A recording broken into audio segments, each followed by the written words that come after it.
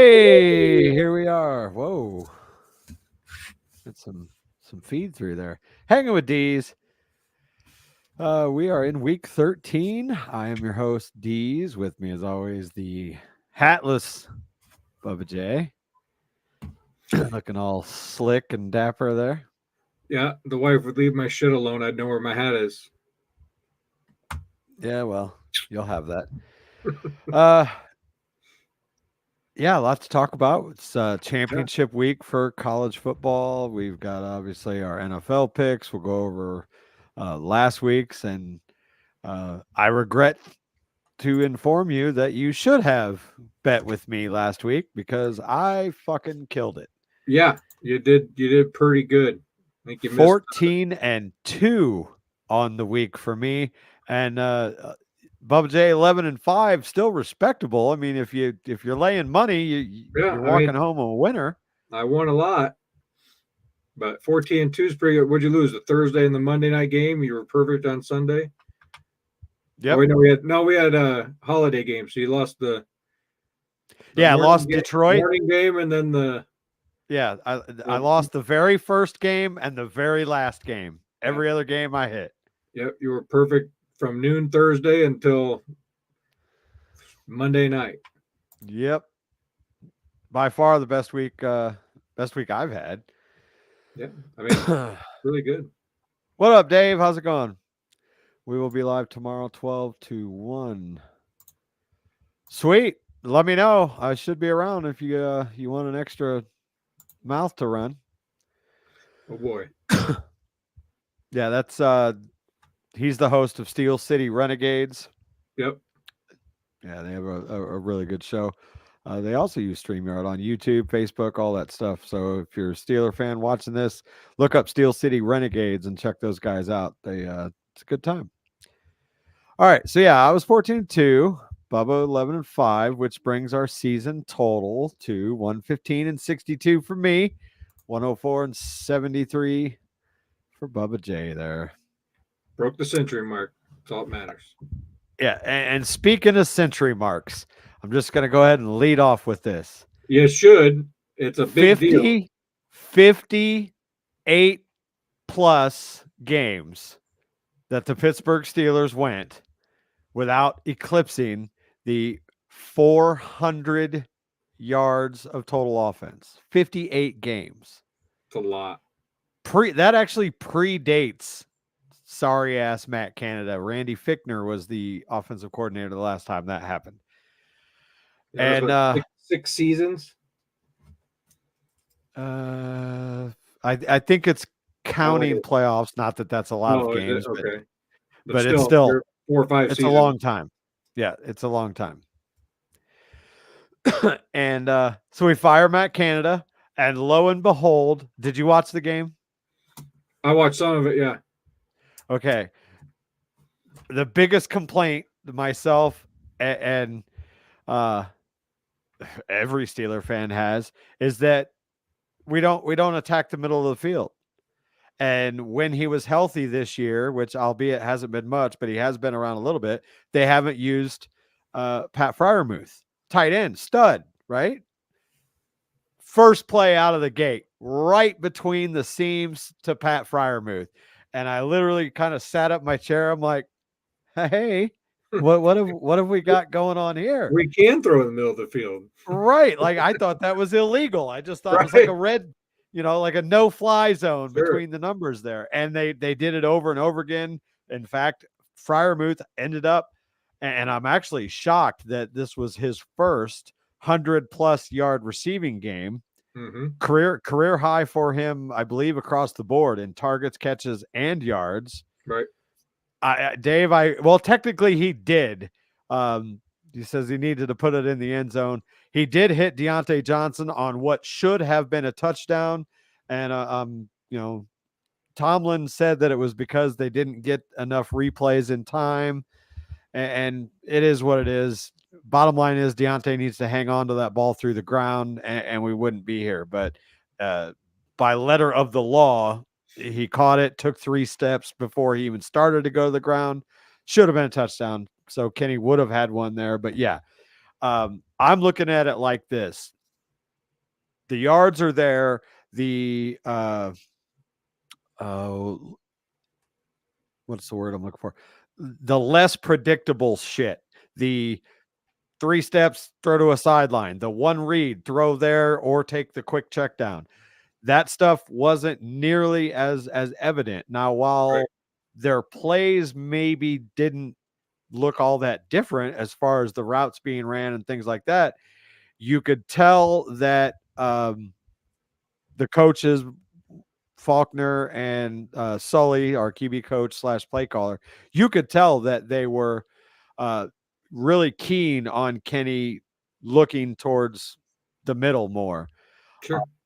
And he did. Like I said, we hit like a 3rd and I think 16 or 3rd and 18 to like another 30-yard pass like to Fryermuth. So again, right now I'll take the yards. The points will come. Yep. We had the should have been touchdown to Deontay. It didn't happen. Literally next play, or might have been 2 plays later, Jaylen Warren fumbles the ball. It's going the other way, so we get no points out of that drive. I think the points will come as long as they continue to open it up the way that they have been.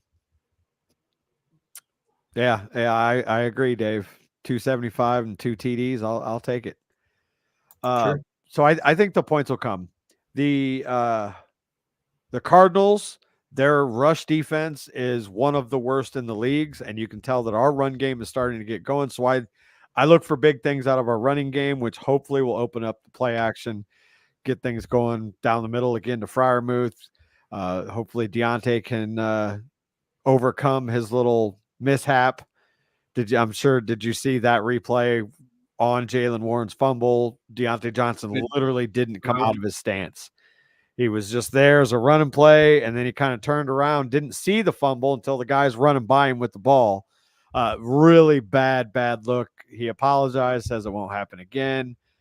But I'm willing to give him the benefit of the doubt. He's pissed off that they didn't give him his touchdown, but still, let's at least look like you're going to try and block somebody.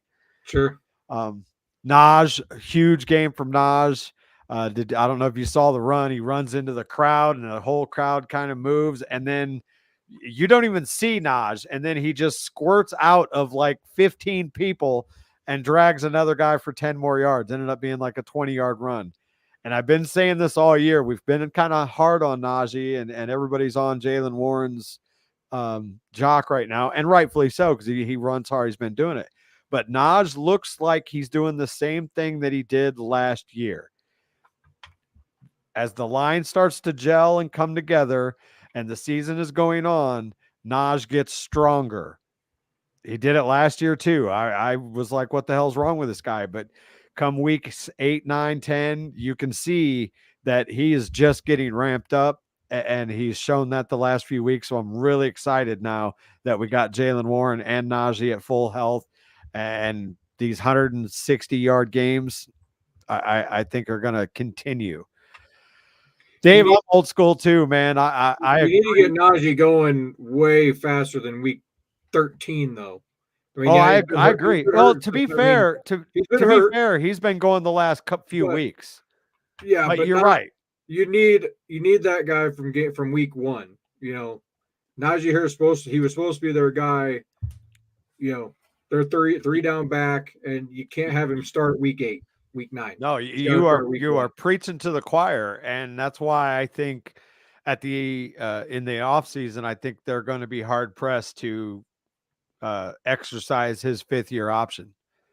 I don't know, unless he just goes absolutely apeshit from here on out, including a semi-deep playoff run. Right. I don't know that they're going to exercise that option. I really don't. The way Jaylen Warren's been running, unless he completely falls off a cliff or Najee turns into like prime Derrick Henry, I don't see him exercising that option. I hate to see it because I do like Naj, but I do agree with you. Having him for basically half of the season sucks. Yeah. Yeah. And depending on their draft status, where they're going to, I don't know what picks they got in the first, second round, but if there's somebody out there that's cheaper and can give them what they're getting out of Najee or more, and you got Jalen Warren, there's no reason to exercise that 5th-year option. No, and I mean, you don't even need to look into the second or third rounds. You can find good. I mean, Jalen Warren's undrafted. Mm-hmm. You know, for Naj to be a first round pick, I agree 100% with you that he should be in that Derrick Henry Right. category right now, all season long when he's healthy. Mm-hmm. And you can blame some of it on the offensive line, sure, but some of it was on him too. You could blame some of it on play calling, which is why I'm really interested to see how he goes the rest of this year. Maybe Matt Canada's over predictive play calling didn't do him many favors these last couple years. So I'm willing to see what they're going to do. The problem is they have to make a decision on that option before they hire a new OC. Or at least get into the system with this OC. So it's going to be kind of a what do we do type thing. But super excited, absolutely stoked. 400, and I believe 24 or 21 yards of offense. Now we just got to get it in the fucking end zone. Right. Bottom line. And looking ahead, like we've talked about a few weeks ago, if you look at our schedule and you look at Baltimore's schedule, there's a huge difference. We have a lot of winnable games, and Baltimore has a lot of losable games. You know, our toughest test coming up, other than the final game against Baltimore, is going to be probably Seattle, maybe. And again, that depends on which Steeler team shows up and which Seattle team shows up. Seattle has looked pretty rough in some games. Last night against Dallas, though, they looked very strong. Oh, they looked really good. I was definitely very scared. I was on, like we talked before the show, I was on the edge of my seat the whole game. I expected Dallas to win, but I did not expect it to be a nail biter like that.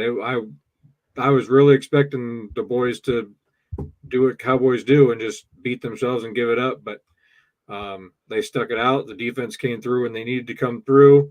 It was a miscommunication on the very last play of the game, leaving Micah Parsons, of all people, unblocked, untouched to go get in Geno's face on that critical 4th down. I had already went to bed because I get up at 4, but I didn't see that part. Deron Bland had a terrible first half. He was thrown to 6 times. Yeah, I saw he gave 5 up receptions, 138 yards, and a touchdown. Yeah, but then comes back in the second half, gets a pick. A couple key tackles, really good open field tackle that saved a first down. So I was excited to see him come through. But I was watching McAfee today, and maybe it might have been Hammered Down, the gambling show afterwards, and they brought up a pretty good point with Bland. They compared him a lot to Trey Diggs, in that he's going to make the big play, and we've seen it, 5 times, 6 times, including the record breaker on Thanksgiving, but he's not very good in extended coverage. When he gets beat, he plays so aggressive that he breaks on the ball. If an offensive coordinator can key in on that and put routes and stuff together, double moves, things like that, moves, crosses, pick plays, stuff like that, he's toast. And he played catch up with Metcalf the whole first half. Yeah, it was. But either way, I don't mean to shit on a guy that broke the all-time record for pick sixes in a season, but if the blueprint is out there that, hey, this guy fucking bites on anything, that could be quite painful come playoff time. Yep. So, all right, before we get into our picks, and I feel like last week was forever ago. They're really, other than Detroit laying an egg on Thanksgiving, there weren't really any huge surprises from last week that I can really see. I mean, we pretty much called everything. I pretty much called everything. Yeah, I was surprised to see Atlanta win. Jacksonville, Houston could have won either way. I really was hoping Philly would lose, but they didn't. Yeah, that was a hell of a game too. Yeah, but yeah, no, I mean it was pretty cut and dry week. The Lions was the shocker for sure. Well, and the Vikings, Josh Dobbs came out and just absolutely laid an egg. Oh, 4 terrible. interceptions. We've been high on him. Yeah, and it was The bound to last happen. several I mean, weeks. you knew he was going to have one of those games, and Yeah. he wasn't going to come in and just run away with the season. Yep. So he gets kind of knocked back down to earth a little bit, but they're And still very much in it. Green Bay is right back in the hunt too now, especially with the Lions dropping that speaking one. of Green Bay, I have a stat for you. If I can find the exact numbers. Are you gonna give me the through 10 starts or whatever, Jordan Yeah, Love did you and see that one? identical through 10 Identical. starts? So Yes. the 10 starts, Yards. Yeah. Go ahead. 2,599 yards. Dang it, where'd it go? 21 TDs, I believe. Yep, 2,599 passing yards. Same record. Same record. Jordan Love has 19 passing touchdowns. Aaron Rodgers had 17. They both have 21 total touchdowns, and they both have a 5-6 record through their first 11 games. Okay, total touchdowns. I gotcha. Yeah, 21 total touchdowns, 5-6 record. Almost 1 yard short of 2,600 yards. That's scary because if the fucking Packers have another quarterback 3 in a row, I'm going to lose my fucking shit. It's still early though. It can go either way. I mean, but the thing with Jordan Love is when he looks good, he looks fucking great, and when he looks bad, he looks fucking terrible. Yeah, and Aaron Rodgers was like that too. He looked really bad at times, but the difference that I've seen between Rodgers and Love is Rodgers can put it back together in the last couple 4 minutes, 4 to or less minutes in a game. Yeah. Love looks like the same guy the first minute compared to the last. Peyton Manning's first year, granted he was a rookie. Jordan Love's not a rookie, but didn't he throw like 25 or some interception? Oh yeah, he was terrible. Amount of it. He was terrible. Yeah. So yeah, everybody was like, maybe they got a guy. Yeah, he's not his dad's grandfather. He's not a Manning. But oh yeah, they tore him up. You got to remember too, Aaron Rodgers had, if I recall correctly, far better weapons than what Jordan Love has in his first start. Probably. As far as receivers, I mean, Christian Watson is kind of up and down. He makes some big plays here and there, but he's still a really young guy. And I believe that Aaron, had some pretty well-established receivers when he took that team over. So, for Packer fans, obviously all hope isn't lost. When he's good, he's good. So as long as he can trend towards keeping the good out there a hell of a lot more than the bad, then yeah, they might yet again have a fucking franchise quarterback. Right. So real quick, before we continue on with the NFL, let's talk a little NCAA. You missed the game. Yeah, I don't know what I was thinking. I didn't even bother checking. I was like, there's no way, this game's going to be on prime time. Didn't even ask, didn't even look, and I missed every single snap. I was fucking fuming. Which both of us were correct. Michigan came out fired up. Blake Corum had a good day. Defensively, they looked great. Is it McCord? The quarterback for Ohio State.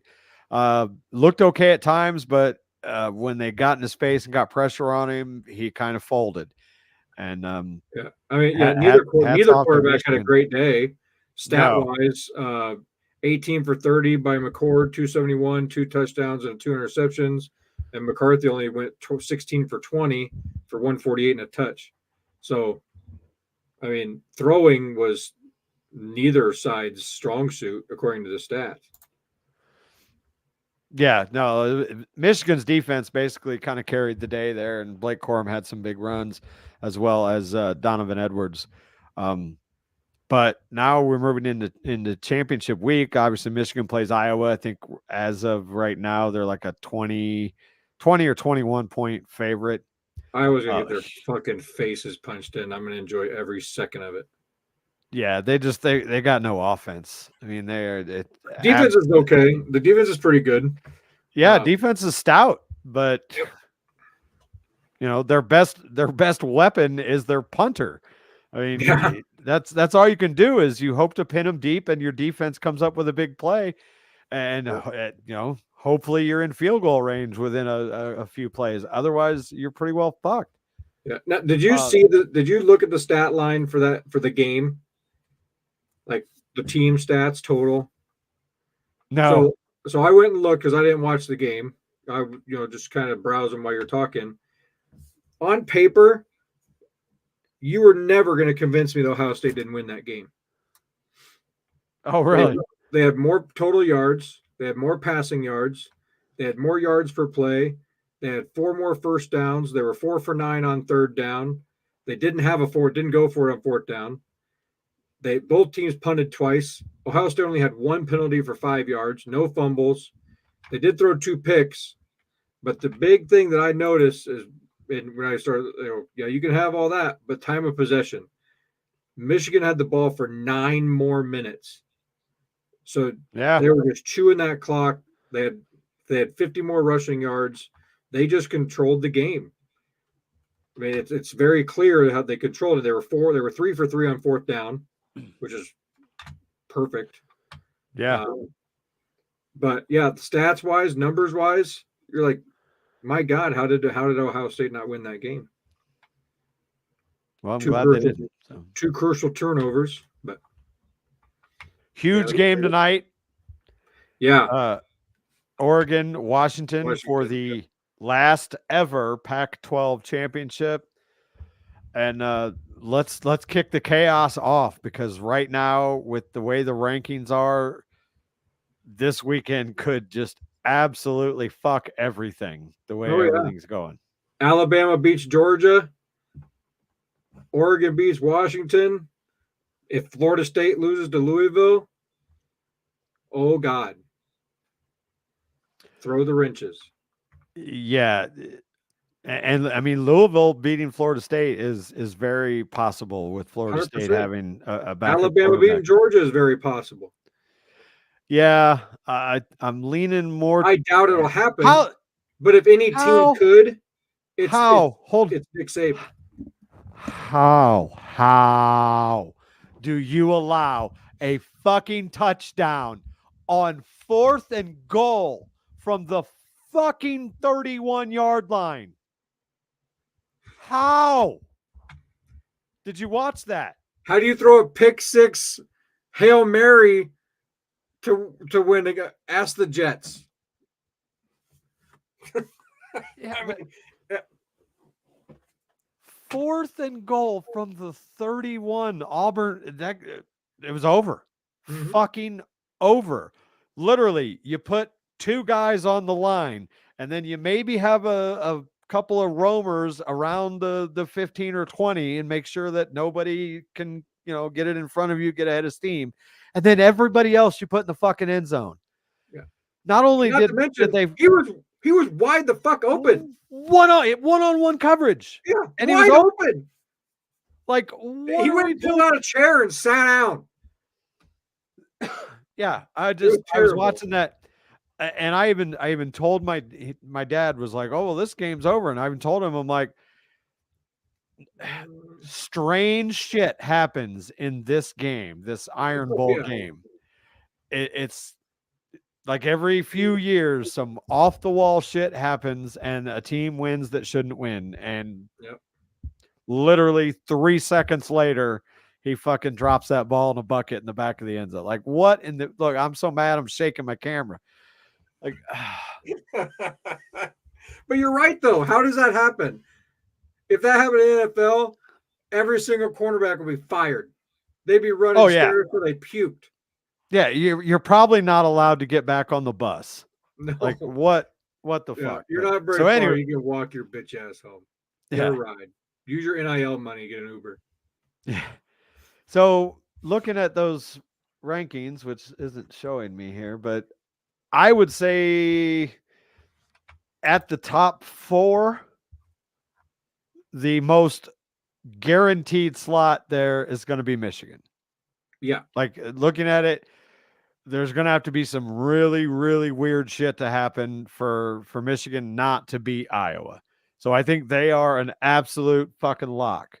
Yep. Everybody else, Mm. I don't know. If Right. gun to my head, if I got to pick, I think Georgia is going to win a close one against Alabama. I think FSU.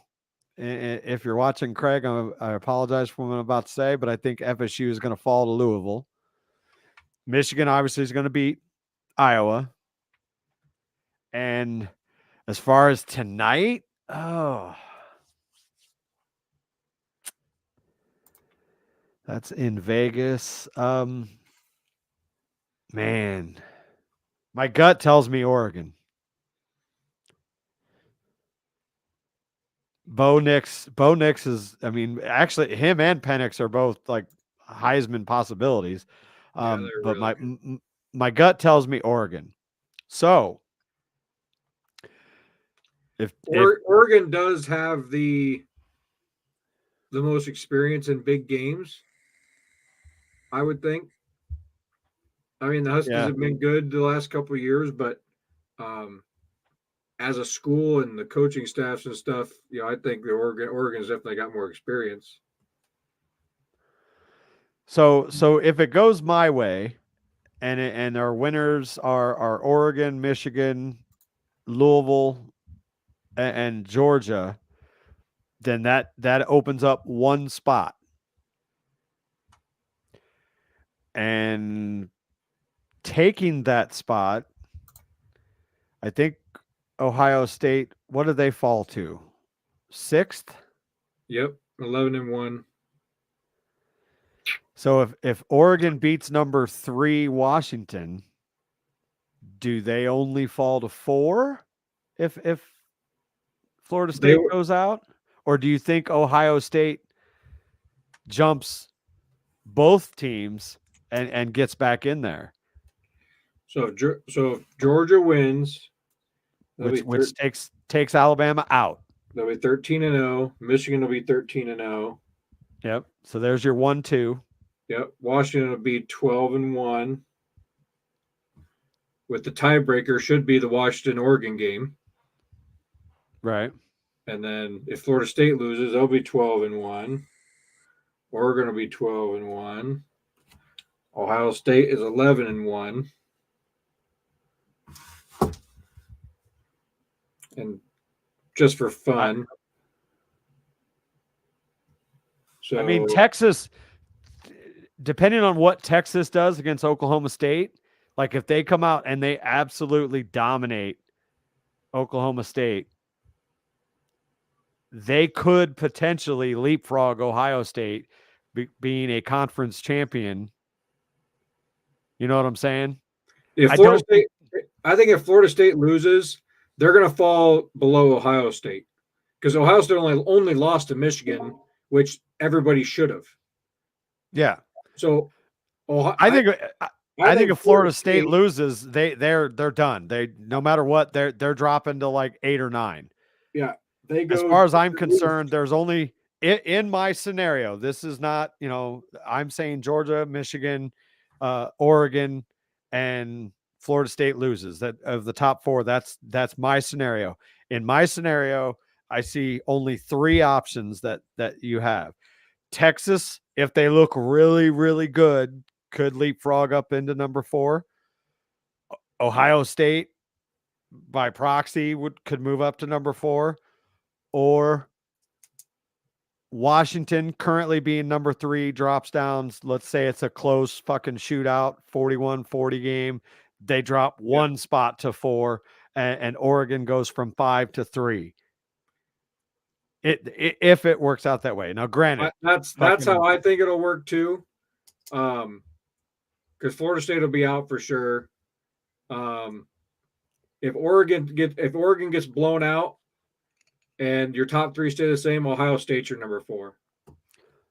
I agree. But again, yeah, any fucking it'll thing could be happen. Georgia, Michigan, Washington, and Oregon if the Oregon-Washington game's close and Florida State loses. I agree with you. Yeah, I think that's how they'll vote on it too. I think that's what they'll be. now Florida State falling to 8, in my opinion. here's a question for you. Alabama is sitting at number 8 right now. Mm-hmm. They beat Georgia. Okay. They beat number 1 Georgia. Everybody else wins, meaning Michigan, Washington, and Florida State. Yep. Does the committee take Georgia completely out of the top 4 and bump Alabama in? You don't think? You think they'd fall to 3 or 4? I bet they'd fall to 3 or 4. Seeds? Florida State would go to 2. You go Michigan. I think depending on how close the Washington-Oregon game is, if it's close, and let's say Florida State does what they should do and blow out Louisville, I think you're looking at a Michigan, Georgia.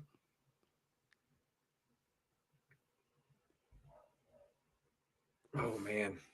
If Florida State wins, you cannot take them out. No. Yeah. No, it's going to be Michigan, Georgia, FSU. And the winner of the Pac-12. And Washington. Yeah, if Georgia even drops, if they lose. That's what I'm saying. Like what's the scenario where Alabama gets in all the way from number 8? Other than, obviously, they got to start by beating Georgia. But like they need Florida State to lose. Florida State has to get blown out. Washington need Texas blown out to either lose or look terrible in winning. Honestly, I think the only way Alabama's in any scenario is if the top 4 lose.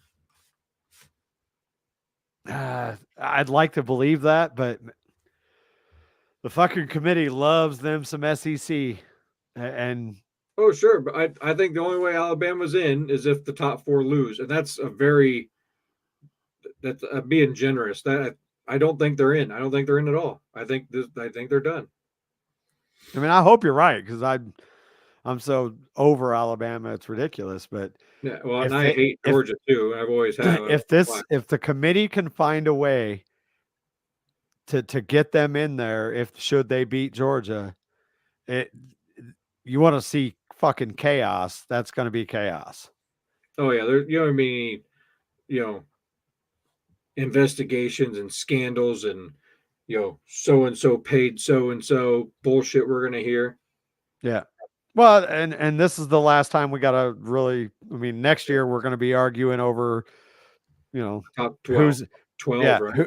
We're going to be arguing from 10 to like 14 or 15 of which one of these teams that has no fucking actual shot of winning the national title should get into the playoff. But right. I'm all for it.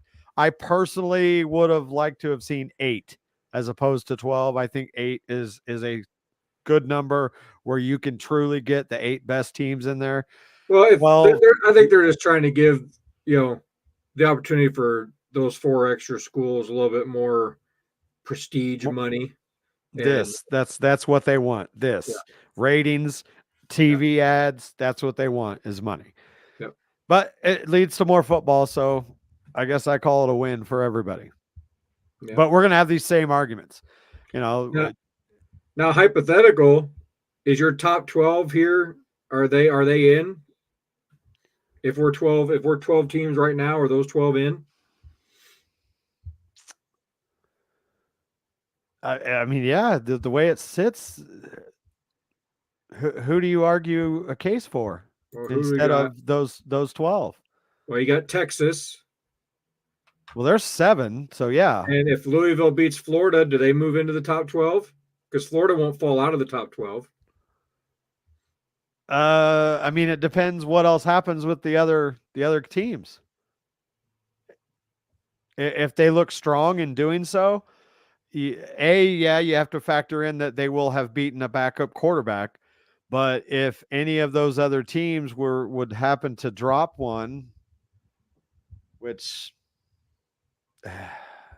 as far as teams that have games left, there aren't any in that range. Man, I think it'd be a tough case. Hypothetically, if Texas was to lose, Louisville was to win, and there was 12 teams, you would see Louisville going up at 11-2. They'd have the same record as Texas. And I bet you'd see Oklahoma. But Texas beat Alabama. Yeah. So, I mean, we're having the argument. We're having the argument. I think Louisville would get in. And I think Mississippi State or Oklahoma, maybe even Penn State, they're done. Yeah, we're going to be having these discussions for years and years to come. It's going to be fun. So, yeah, I'm just, again, I predicted at least who I think is going to be my Final Four, but it's going to be a fun weekend to watch. Moving back to the NFL, did you see this shit with Von Miller? Yeah. Turned himself in today, it was, right? Today? Yeah, yesterday, I believe. Choked his pregnant girlfriend. And, we were talking about this a few weeks back when he came back. It's like, where, what's the deal? Like, did he just completely fall off the cliff after the knee injury? He's got 2 tackles total since he came back, 0 sacks. Like, if you look at his stat line, he's got 2 tackles. Right. And if there's any provable truth to this, he's done. He's out. Oh yeah, he's done. I mean, we're talking about one of the greatest pass rushers in the last 20 years is going to go out with a horrible, horrible look. Yeah, and turning himself in is going to save him some face, but that he's just admitting guilt. I mean, if there's a warrant, that turning yourself in isn't really. I mean, you're going to get arrested if there's a warrant. You're going to get arrested. So turning yourself in, like, look, let's get this. But still, apparently she has like recordings of the argument. Whether or not it's video, I don't know. But it's a bad look. I mean, I would say his NFL career is over. And judging by what he has and hasn't done on the field this year, it was probably over anyway. Yeah, I mean, just stats speak for themselves. I mean, he's going to have a hard time now, I think, getting into the Hall of Fame, depending on how this all shakes out. Yep. That's going to be a discussion for years to come. Like, oh, well, do we really want to put a guy that choked a pregnant woman into the Hall of Fame? Right. So thought that was an interesting little side note to the story. Yeah, and another one is Zach Ertz requested to be released and was granted his release from the Cardinals, but he had to give up a game check. But he was 100% okay with that. Yeah, sure. What? Yeah. Take that motherfucker. Just get me out of this place. Sure. And I don't blame him. They're talking about maybe an Eagles reunion or God, please let it be the Eagles and not the other option. Baltimore. Please let it be the Eagles. Eagles. Fly, I hope Eagles fly. The Eagles don't need it. Fuck yourself. Yes, they do. From what I know, from what I was told, Jalen needs all the help he can get. From what I was told, he's not going to Baltimore. Shut up. He didn't leave Philly on very good terms. So I don't know if that was a Doug Peterson thing or if it was the city of brotherly love, man. Forgive and forget. Yeah, come home, love. That means they're queer and incest. Home. I hope he goes to Stay the Baltimore. He's fuck a away lot from better Baltimore. fit. You know where he needs to go, and this was talks a couple, 3, Yeah, 4 weeks ago. He to the needs to go to fucking Dallas. NFC. Well, Ferguson looks like he's doing all right. He looked great last game, and I love the jaw japping he was giving Adams and getting in his face, and then scored a touchdown on him, and Adams didn't even look at him after that. It was great. Ferguson looked great, but 4 or 5 weeks ago, trade deadline ish, Zach Ertz was in the talks of going to Dallas, and that would have been. I would not have been mad at that. Speaking of Jamal Adams, I realize he's a big hitter, great tackler, but Yep. that man can't cover a baby with a blanket. No, if you're Like, having a hard time covering a tight end, yeah, it's I mean, he brings the wood, but yeah, you get him out in coverage, you might as well fucking put Stevie Wonder out there. Like he's lost. yep. Aaron Rodgers is practicing. 21-day window. Like, what are you doing, dude? He told everybody. I get that, but the only slight snowball's chance in hell that they have is they have to win these next 2 games. Mhm. Have to. I can't see him coming back for at least 2 weeks. And I don't see it. I mean, they got Atlanta this week. That's potentially winnable, but not if fucking Tim Boyles is anything like he was last week.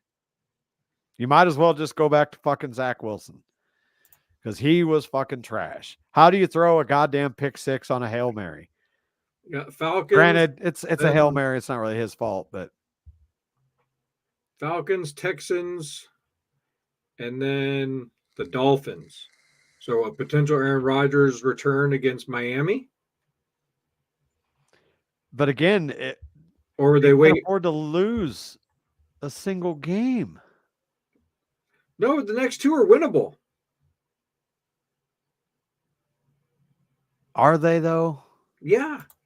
Have you watched the Jets play football this year? Of course I have. But Are they winnable? I've also watched the Falcons play football, and they look like dog shit sometimes. Yeah, but they kind of look like they've got it now. They're actually using Bijan. Yeah, and so did the Lions, who just lost to the fucking Packers. Yeah, but still, this is the Jets, man.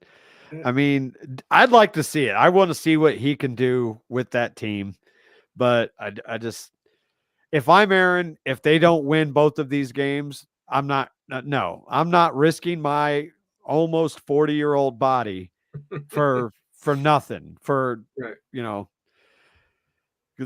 I agree with you, but these next 2 games, Houston could lay an egg. The Falcons could definitely get beat. 100% could get. I mean, Jets could win this game 100%. I'm not going to pick them to win this game, but they could. I mean, all these teams are professionals. At any time, the one team could beat another team. That was clear with Arizona beating Dallas, and Green Bay beating the Lions, and a couple other with Cleveland beating Pittsburgh when they shouldn't have beat Pittsburgh. I mean, it can happen. The Broncos beating the Chiefs week 1. It could happen, but it's not gonna. Is the point I'm trying to make. I don't fucking says the guy who made 2 mistakes last week. Well, yeah. And Jake, I seen this on Twitter. Mark Madden, who is supposedly a Pittsburgh fan, but he's actually just a piece of shit, basically said the same thing. We all saw the video. We saw the ripple. That motherfucker tore. Oh, fuck yeah. It exploded. If you go back to the Kirk Cousins injury, you don't see what you saw on Aaron Rodgers. No, you see Cousins, it does pop. You see the ripple, but Aaron's looked like you take a rubber band and he tore it. And this surgery that he did apparently has been around for a while, but athletes just haven't really trusted it because they've always been told it's a year. Yeah. And Aaron Rodgers is a fucking weirdo and is like, no, fuck it, let's try it. Yeah, no, well, because I he is guess, spiritually and medically in tuned with nature. yeah. I know as a Bear fan, you have hatred in your heart for this man, but you have to fucking respect it. He needs to get tested for And test HGH. him. Test him. I Yeah. promise you, he comes back clean as a whistle. Well, I don't know about clean. With some of the shit he puts in his body, I don't think he's using any NFL banned substances, but there And might be that's some all that shrooms matters. and That's all ayahuasca. that And fucking matters. no, I agree.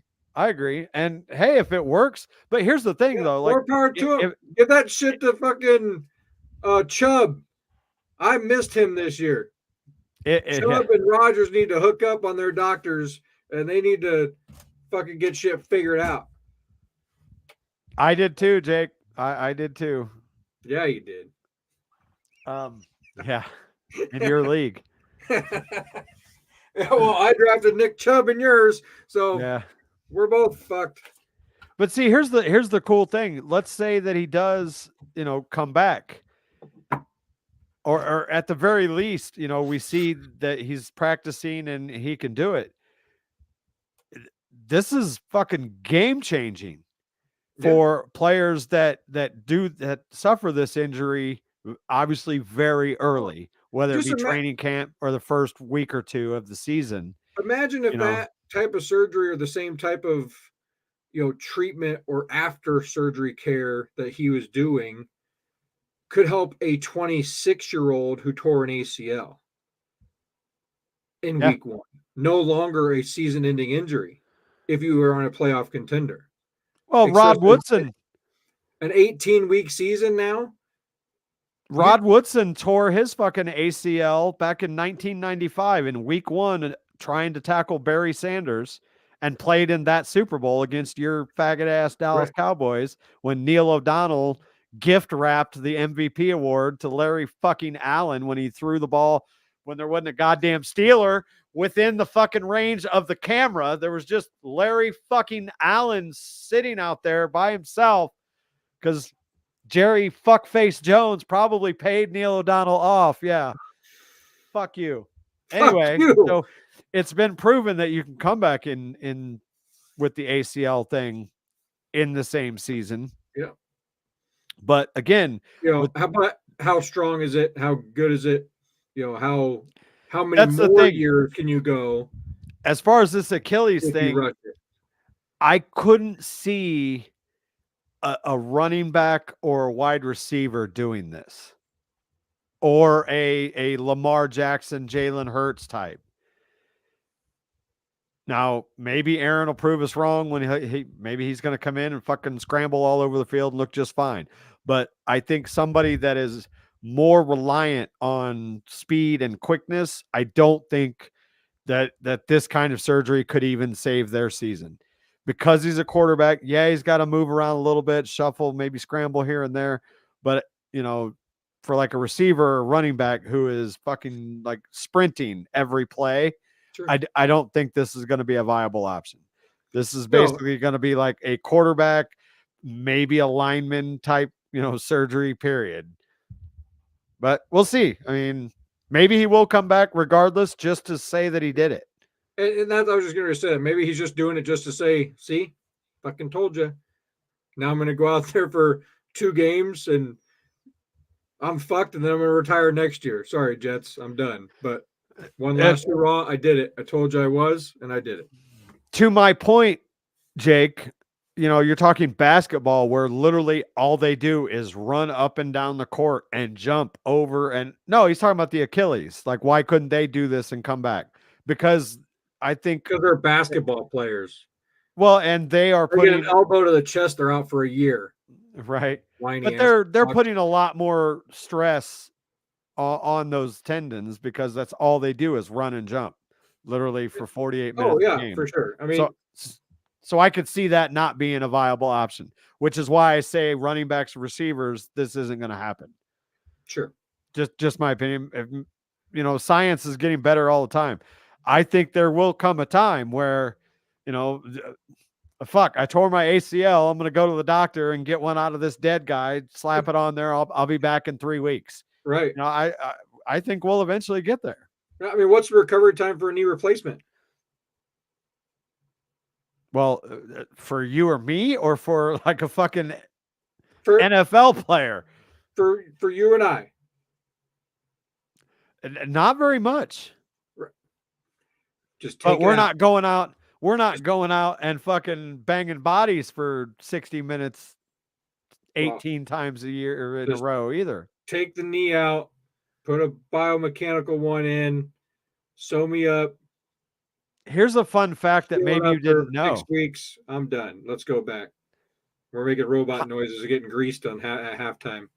Hines Ward, who semifinalist for the Hall of Fame. He should get in. I don't know about this year, but he's deserving. Anyway, he was born without an ACL in one of his knees. Really? And never got it like put in. Like he Wouldn't that be an literally unfair played. competitive advantage? I guess. Fuckers only got one ACL. That ain't fair. Yeah, that used to be the running joke around here. Like if he would get banged up or whatever, like, well, we know he didn't tear his ACL because the motherfucker don't have one. Right. But yeah, I always thought that was like, how are these dudes literally losing an entire season? And this motherfucker don't even have one. Like Right. he don't even have one to tear. Yeah, well, he had one, but like, how is that? Just proof you don't need them. Yeah, how is that such an important ligament that it knocks motherfuckers out for a full year when this guy's like what ACL? Just knock it out like a circumcision when you're a fucking baby. Right. Just get rid of it. Yeah, just cut them out. Your whole life without him, you'll never have ACL tears again. Because an MCL, LCL, meniscus stuff, that ain't a year-long recovery. Right. All right, let's get into these picks because it's Friday evening and I've got some Xbox to play. All right. All right. So we both picked Dallas. As much as I would have liked to say that I thought Seattle was going to play well and I would have picked them, no, they weren't looking good prior to this game. So yeah, I hatefully went with Dallas there. So we're 1-0 for the week. Perfect. And here, just once again, here are the quick standings. I am slowly pulling away. 14-2 on the week. Thank you very much. All right, so here we go. Week 13. Obviously, we both got the Cowboys now. We are kicking it off Sunday noon. The Indianapolis Colts take on the Tennessee Titans. In Tennessee, the Colts are 1-point favorites. I am going to take the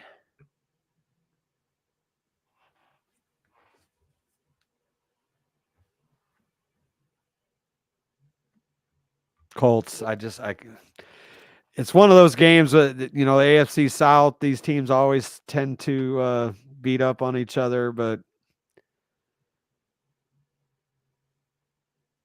give me the Titans. Fuck it. I'm gonna switch it to the Titans. Where do you want to eat? Do you know that? I already ate. Thank you very much. Only because this division always just fucking beats up on each other when you least expect it, and I think the Titans are due. Yeah. The only thing, I don't think Derrick Henry's gonna have a week like he did last week. I was gonna pick Tennessee until you did, but I think I'm gonna go with Indy. You need all the help you can get. I do. I mean, now's the time. Might as well just go for it. All right, moving on to a team with a coach that is literally any day now going to get fired, playing against a coach that quite possibly could be his replacement. And that is the Chargers and the Patriots in New England. As bad as San Diego seems to look sometimes, and as inventive and innovative ways that they come up with to lose, I don't think they can fuck this up. It'd be really hard. The caveat here West Coast team traveling to the Far East in the cold for a noon for a game. noon game. They're calling for about 40-ish degrees, 43 degrees. Mm-hmm. Potential rain.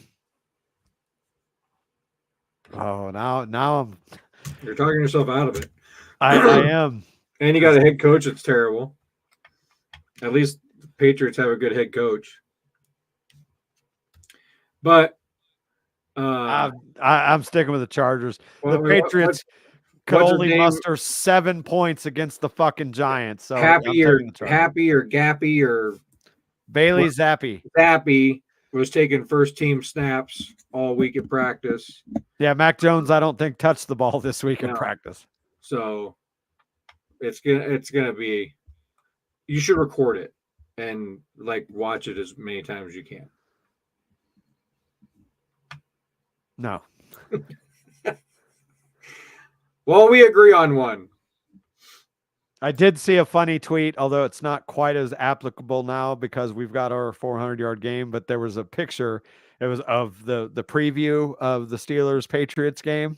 Yeah. And the caption on it was, "This game will set offense back 30 years." It still might. Could happen. Then we got the Lions traveling down to Nolans to take on the Saints. If the Lions don't stomp a mud hole in the Saints, I'm seeing problems. I'm seeing big bounce back here. Give me the Lions. Yeah, for sure.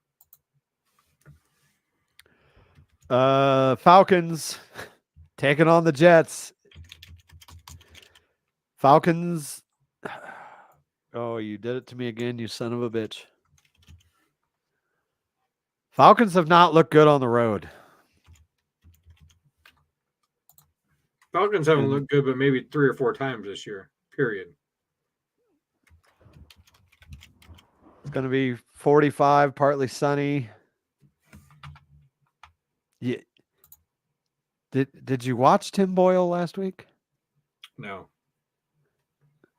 Well, it was bad. It was very much bad.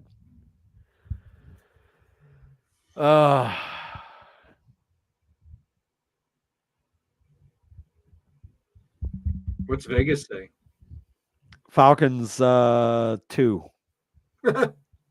-2.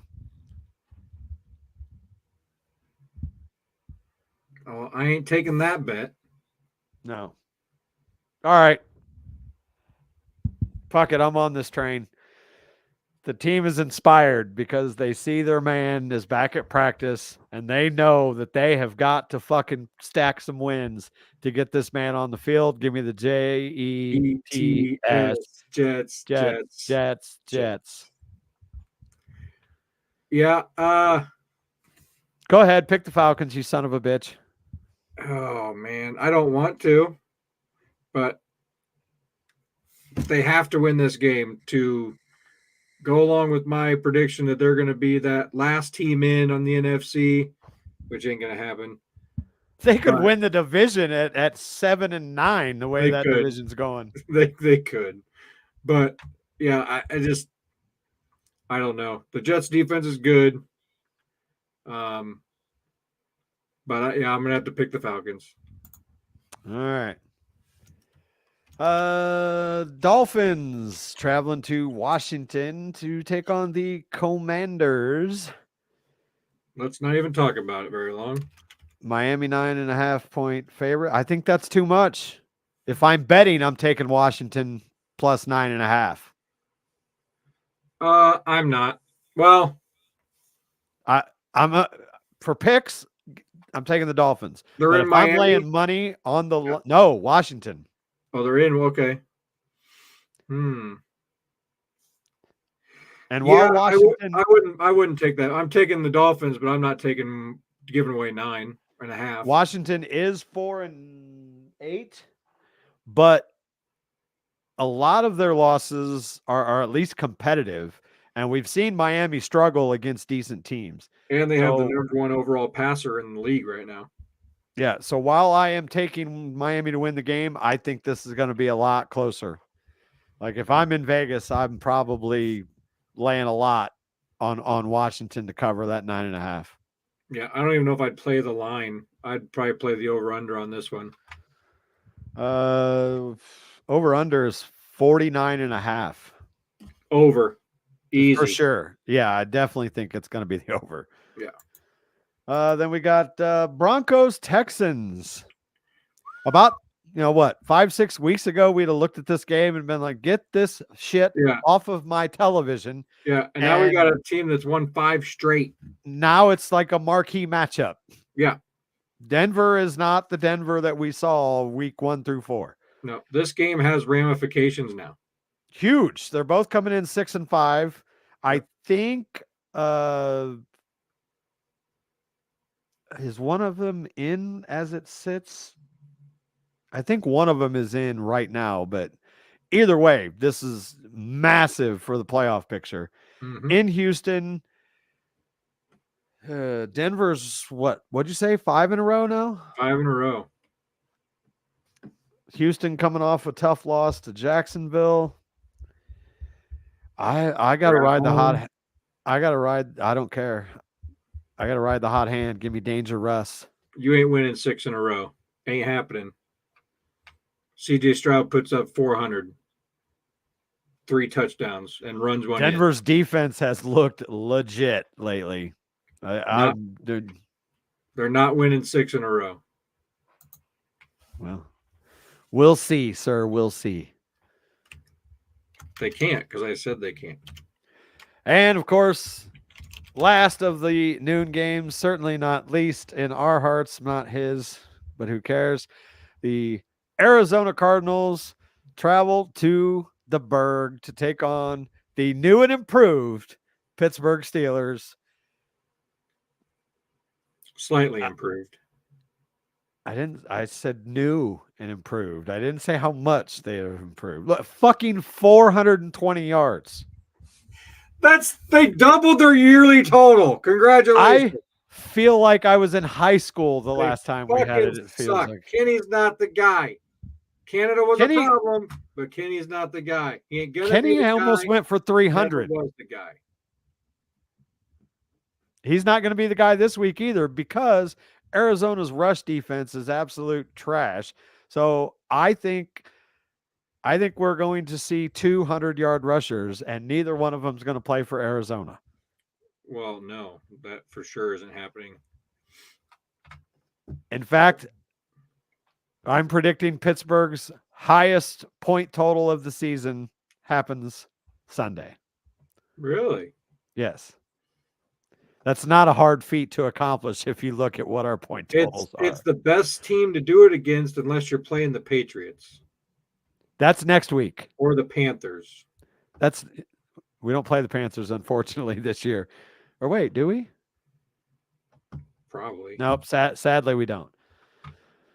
But yeah, I think Kyler is gonna do some Kyler shit. But at the end of the day, Minka is back, which is fucking huge. Yep. Let's see. What is our highest point total? 26 against the Browns is our highest point total. 14 of that came off of 2 defensive scores. Yep. We're getting 30 this week. Wow. I bet you get more than that. I wouldn't be surprised. I don't know, though, because I think we're going to grind it out. But I think our defense is going to do enough to get us the ball enough that we're going to get 30. I'm going to go with 31-13. Yeah. If they even score that many. 31-10. 35-6. I mean, TJ's playing, right? Yeah. Yeah. I mean, for sure. TJ's playing. We got a healthy Minky back. If Arizona doesn't score a touchdown, it would not surprise me. I think they'll get one. Either very early or very late. I think they'll get one. If it's not the first drive, then it ain't happening, or the last minute of the game, and garbage Could time be when a they're down by garbage 40. time, yeah. But it wouldn't surprise me if they don't score a single touchdown.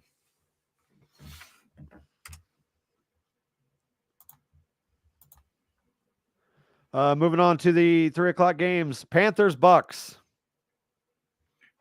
Want to say it at the same time? 1, 2, 3. Bucks. Panthers. Fucking idiot. New coach. No.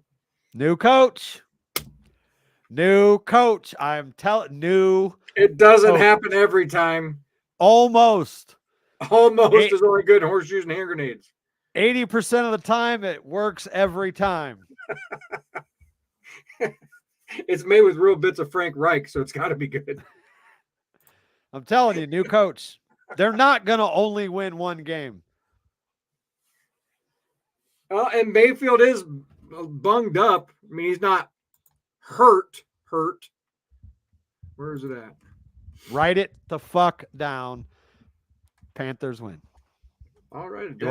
You are writing it down. Typing it I'll down. write it down. Let me see. Where is he at? And I want Mayfield a public. Was a full participant in practice. I don't give a fuck if he practiced twice today. New coach. And I want a public apology on this show next week. Deez, you were right. Don't fuck with new coaches. They won't win again after this, but they're winning this week. If the Panthers lose, you wear a Cardinals or a Cowboys jersey on the next show. I don't have one. You gonna FedEx me one? I don't even have one. See, there you go. Not one that fits. I'll draw a star on my forehead. All right. I give you a hat if I can find mine.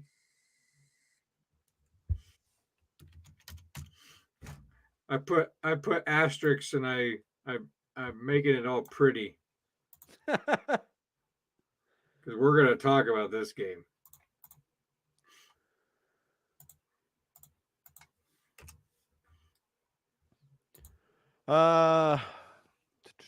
Browns, Rams. Toilet bowl.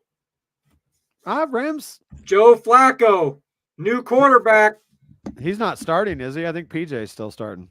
I don't think they know yet, actually. I don't give a fuck if Joe Flacco's playing or not. Give me the Rams. What's Joe Flacco going to do when Aaron Donald comes barreling down? Joe Flacco runs at the speed of smell. This just in. The Browns quarterback, Joe Flacco, will start versus the Rams. DTR is out with a concussion. So they just told PJ Walker to go fuck himself? Is that basically how it's going down? Yep. All right. Well, Aaron Donald is going to kill that fucking statue. Wouldn't that be something, though? If Joe Flacco wins this game. It would be something, all right. But I'm taking the Rams. Speaking of the Rams. Yeah. What in the fuck happened to Cooper Kupp? He hurt himself again. Did he? Yeah. Was it a knee again? Let me see. I haven't heard his name. He was a full participant in practice this week. So I can't remember what it was. But he did not play last week. Yeah, he did. He had 5 targets, 3 catches for 18 yards.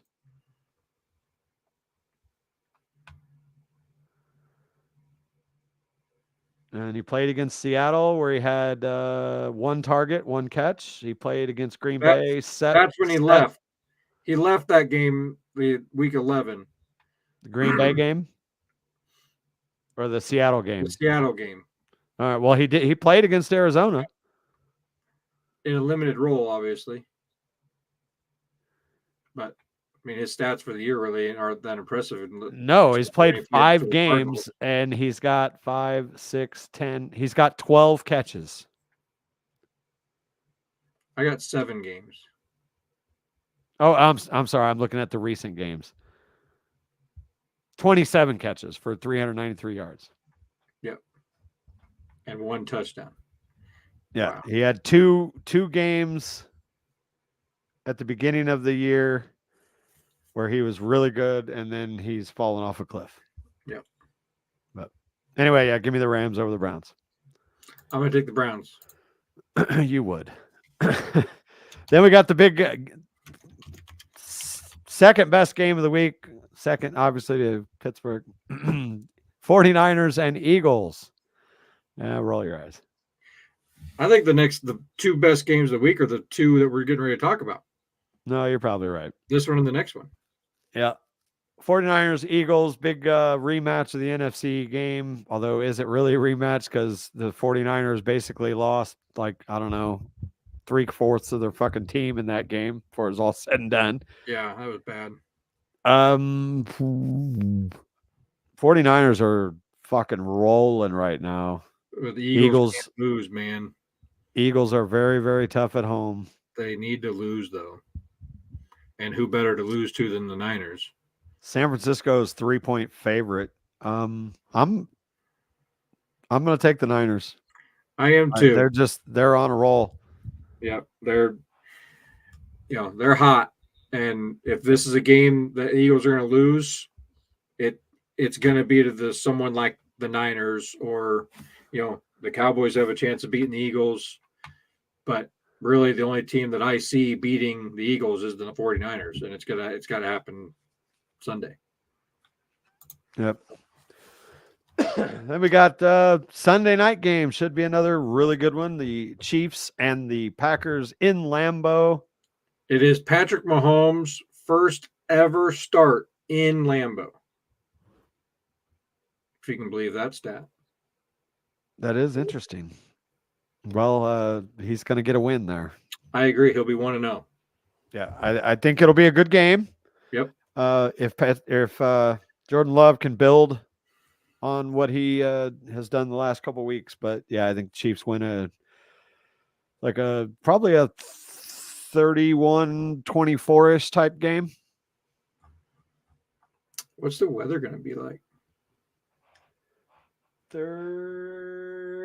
35 and cloudy is what they're calling for. It'll be cold. It gets cold in Kansas City. He's playing the cold too, though. Yep. Yeah. But yeah. And Jordan Love's from fucking UCLA, so it ain't like he's accustomed to. He ain't Brett Favre back there, so yeah. Nope. Give me the Chiefs. Yeah, me too. But I did find it. I would have lost money. I would. Of course, Patrick has played in Lambeau, but nope, he hasn't. Yeah, I would have thought that too. This will be his first start. And last but not least, but kind of because Cincinnati's involved, Bengals take on the Jaguars Monday Night Football. A few weeks back, this game was looking like a A1 marquee matchup, but John Browning, or whatever the fuck his name is, just doesn't quite bring the same kind of pizzazz that one Joe Burrow would bring. No. I think the Jags are going to probably steamroll them. Yeah, I don't think it's going to be close. Yeah, probably even if T. Higgins comes back. One of the games we probably don't watch past halftime. Yeah, Jacksonville's giving up 9, and I would probably take Jacksonville and lay those points. I think Jacksonville's going to smack the shit out of them. Yep. All right. Give us a quick review, and we'll get the fuck out of here. All right. Well, we only differ on. Oh, we differed a lot. So we both picked the Cowboys, and then we have the Chargers, the Lions, the Dolphins, the Steelers, the Niners, Chiefs, and Jaguars all winning their games. You picked the Titans. I picked the Colts. You picked the Jets. I went with the Dirty Birds. You're picking with the hot team, the Broncos, beating the Texans, and I say, no, sir, not going to happen. For some odd reason, you're picking the 1-27 Panthers. New coach to beat Baker Mayfield and the Bucks in Florida. And then you have the Rams beating the Browns, and I picked the Browns just out of spite. New coach. Jake, what? Taylor who? Oh, Tay Swift. I gotcha. He's saying Taylor Swift is going to be in Lambeau for that game. Then give me the Chiefs by 80. Raise your hand if you give a fuck. Yeah. Unless she's naked, I don't care. Not even. Come on. Feed that lady about her. 30 cheeseburgers. That should be a little bit more attractive. You'd still take her for a spin one time just to say you drove it. I like driving like trucks and Jeeps and shit, but every now and then I'll ride around in a sports car just to say I took her for a spin. See how fast she can go. New coach. They fired the whole offensive staff. So I don't know who's calling plays or what, but yeah, I did. Simone Biles is going to be there too. Okay. That's what's his face's wife. What are we going to see more of? The game or that box? The box, for sure. Unfortunately, not the box we want to see, but so I bet Simone Biles is a fun ride. The box. Yeah, Jake agrees with us. They're gonna see way more of the box. Yeah. Which it could very well be more interesting than the game. Yeah. You know what I saw real quick before we wrap this up? Paige Van Zandt, do you know who she is? Of course. UFC fighter. She said in a podcast that she believes that this whole Travis Kelce Taylor Swift thing is fake. Just and that it is basically a thing that the NFL is paying probably both her and him to do to pull a whole new genre of fans to the NFL. As crazy as it sounds, it's actually plausible. Oh, of course it is. It's just like it's plausible that there's scripts and fake injuries and stuff like that happens because the NFL said so for ratings. Because the NFL is an entertainment business. If the Chiefs win the fucking Super Bowl and old Tay-Tay is along for the ride, and then lo and behold, come April or May, in the dead of the off season, they split up. There better be a congressional investigation. No shit. That's all I got to say. 100%. Yeah. Yeah. Because could you imagine the numbers of the Super Bowl if the Chiefs are in it and Tay's going to be there? Like, yeah. It's not even going to be fair. Yeah. Because all the eyes are going to be off the Cowboys, who are actually going to win the damn game. Oh, get the fuck out of here. Or the Ravens. I don't want to. That's still a possibility because it ain't going to be the fucking Steelers. No, I know that. I'm not blind. Hey, could be the Panthers, new coach. I mean, they got a shot. I'm just saying they're going to win one fucking game. I'm not saying they're going to go on a run and go to the playoffs. They went out. They went out. They could finish 8-9 and make it wild card. They've already lost 10. Have they lost 10 already? I thought they lost 9. Oh, no, it's 10. Okay. 1-10. So they could be what? 7-10? 7-10. Which could win the fucking NFC South, let's be honest. It's not a far stretch. I want to see that in a graphic on Good Morning Football or something like that soon. That if the fucking Panthers win Sunday, the 2-10 Panthers are in the hunt. I want to see it. I want it on the bottom of the fucking NFC in the hot list. I want to see the damn cat on the bottom. Show it to me. All right. Looking at the standings real quick. So they're 2-10. Atlanta is in the lead at 5-6. It's not impossible. I don't know what the remaining schedules are, but just as the numbers work out, it's not impossible for them to finish with a better record than the Falcons or the Saints. Again, I don't know what the schedules are, so maybe the math doesn't math, but how fucking funny with it's not gonna look. There's no chance, but they are gonna win this week. So their last games are Bucks, Saints. Yeah, Bucks, Saints, Falcons, Packers, Jaguars, Bucks. Okay, so there's chances to knock all those teams off at least once, sometimes twice. Why are we even talking about this? It's not gonna happen. I know. But they are gonna win this week. All right, let's get the fuck out of here. I'm ready. Go watch this Oregon-Washington game. Should be a really fun one. And again, overall fun weekend. We're going to have some good college games and some good pro games. And we will be back here hopefully around the middle of next week. Yes, sir. Thanks for tuning in, folks. Everybody. Don't forget to check out El Donzo and Deez Saturday morning, 9 a.m. You can find that either right here on our YouTube channel or cities929.com for the podcast version. You can listen to it live on their radio web stream, or again, you can catch the video version on our YouTube channel, which if you're watching this from the Facebooks, YouTube is youtube.com/EldonzoDeez. Thanks for watching, folks. This has been Hangin with Deez. I'm Deez. He's Bubba J. We'll see you all next week. Peace. See ya.